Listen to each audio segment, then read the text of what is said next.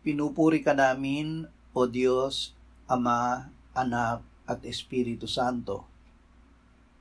Salamat, Ama, na ibinigay mo sa amin si Jesus na iyong anak na namatay para sa aming kasalanan, iyong muling binuhay, iniakyat at iniluklok sa iyong kanan sa langit.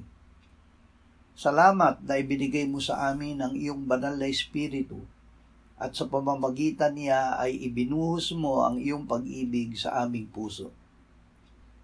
Panginoong Hesus, babasahin, pakikinggan at pagbubulay-bulayan namin ang iyong salita.